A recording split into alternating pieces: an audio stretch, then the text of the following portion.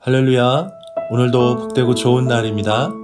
하나님의 평강이 우리 사랑하는 성도님들과 함께 하시기를 진심으로 축복합니다.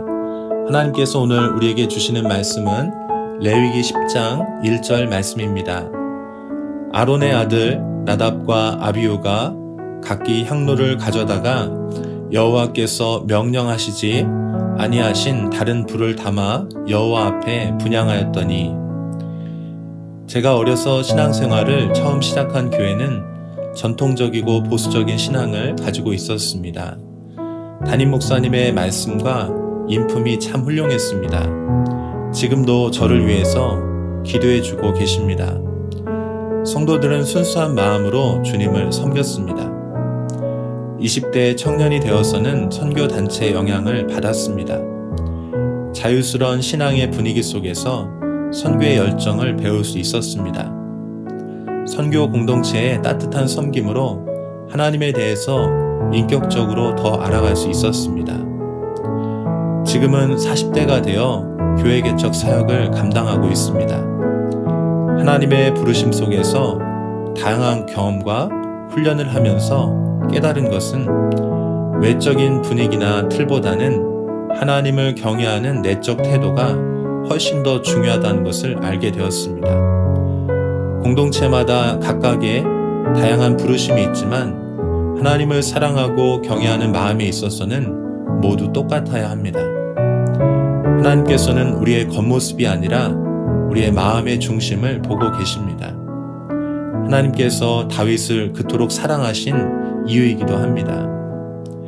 모세의 5권의 책 중에서 한 가운데를 차지하고 있는 레위기는 이스라엘 백성에게 매우 중요한 말씀입니다.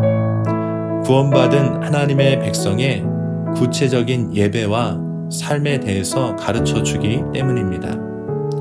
레위기의 전반부인 1장에서 7장까지는 하나님께 제사 드리는 구체적인 법이 나옵니다. 그리고 8장에서 9장은 처음으로 실제 제사를 드리는 장면이 나옵니다. 안타까운 것은 모세의 아들들 나답과 아비후가 다른 불로 분향을 하다가 하나님 앞에서 죽임을 당하는 것입니다.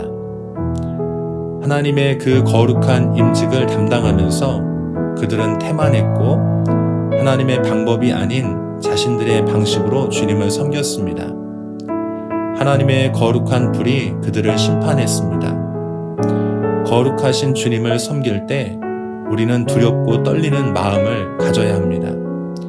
하나님을 경외하는 태도가 바로 하나님을 사랑하는 태도입니다. 사랑하는 성도님들, 하나님을 경외하는 태도가 우리를 진정으로 회복시킵니다. 우리들이 신앙생활을 하다가 영적으로 방황하고 침체되는 이유는 바로 하나님을 경외하는 마음을 잃어버렸기 때문입니다. 다른 것에서 이유를 찾지 마시고 하나님을 경외하는 마음을 회복하십시오. 회개하고 하나님의 거룩한 불을 구하십시오. 예배할 때, 말씀을 읽고 기도할 때, 모든 일에 주님을 섬길 때에 하나님의 살아계심을 의식하고 두렵고 떨림으로 나아가십시오. 날마다 하나님의 면전 앞에 서십시오. 하나님께서 사랑하는 여러분을 놀랍게 회복시켜 주실 것입니다. 함께 기도드리겠습니다. 하나님 아버지, 제게 하나님을 경외하는 마음을 회복시켜 주십시오. 하나님의 거룩한 불로 주님을 섬기게 하옵소서. 예수 그리스도의 이름으로 기도드립니다. 아멘.